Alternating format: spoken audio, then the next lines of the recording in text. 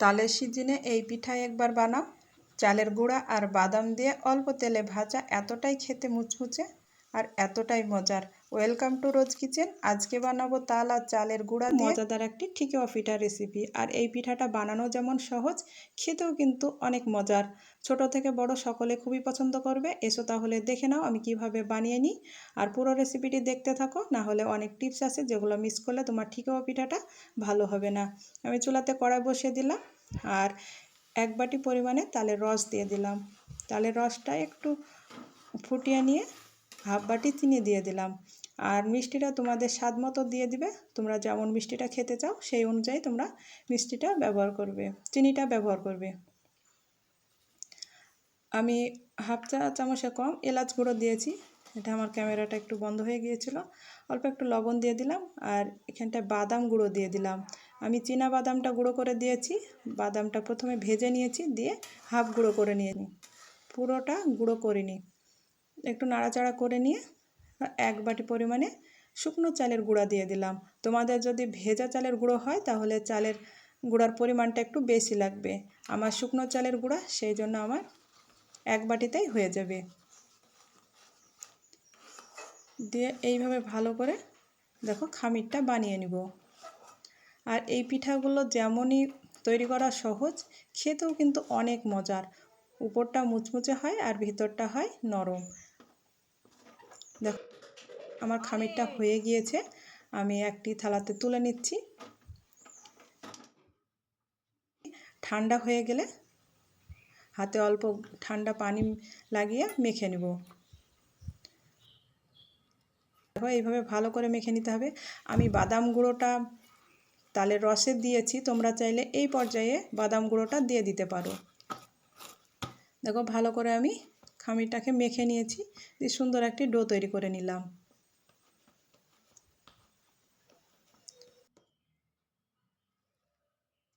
ছোটো ছোটো লেচি কেটে এইভাবে হাত দিয়ে গোল করে দেখো চাপ দিয়ে চাপটা করে ঠিকওয়া শেপ দিয়ে দিলাম। তোমরা চাইলে কুকি কাটার দিয়েও কেটে নিতে পারো। সৌন্দর্য লাগার জন্য এইভাবে একটি হ্যান্ড উইক্স দিয়ে মাঝখানে এরকম ডিজাইন করে দিলাম। তোমরা চাইলে শুধুও রেখে দিতে পারো বা এরকম ডিজাইন করে নিতে পারো। দেখো আমি এইভাবে করে নিলাম, দিয়ে রেখে দিলাম। আমি আরেকটিও করে নিচ্ছি। আশা করছি তোমরা দেখেই বুঝতে পারছো। তোমরা যে ডিজাইনটা পারবে সেই ডিজাইনটা করে নিতে পারো। আর তোমরা যদি না পারো তাহলে চামচ দিয়েও এই ডিজাইনটা বানিয়ে নিতে পারো।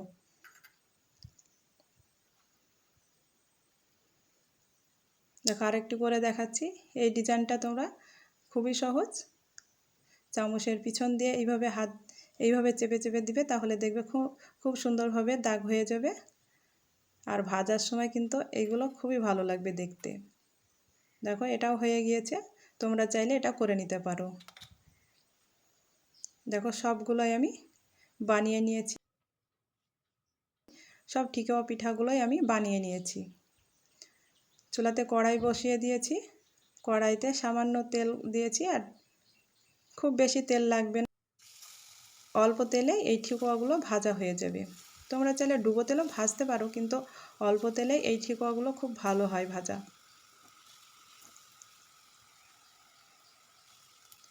এক পাশ হয়ে গিয়েছে, এইভাবে উল্টিয়ে পাল্টিয়ে লাল লাল করে ভেজে তুলে নিব।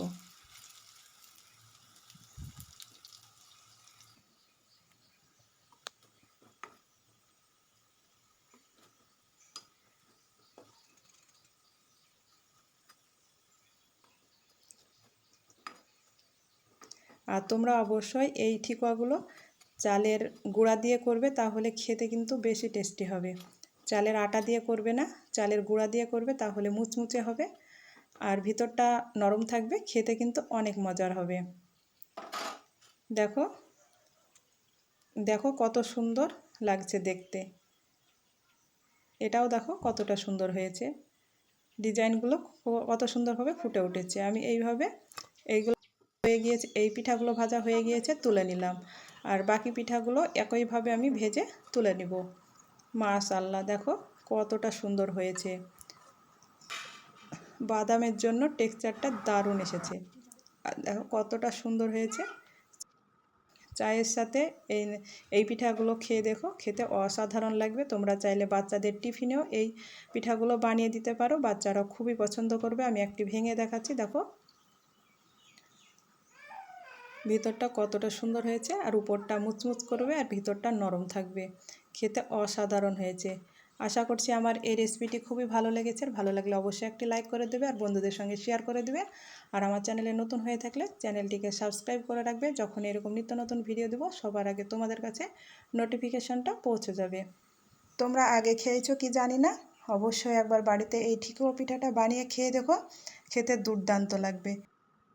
আমার এই ঠেকুয়া পিঠার রেসিপিটি কেমন হয়েছে অবশ্যই তোমরা কমেন্টে জানিও। আজ এই পর্যন্ত, ভালো থেকো, সুস্থ থাকো।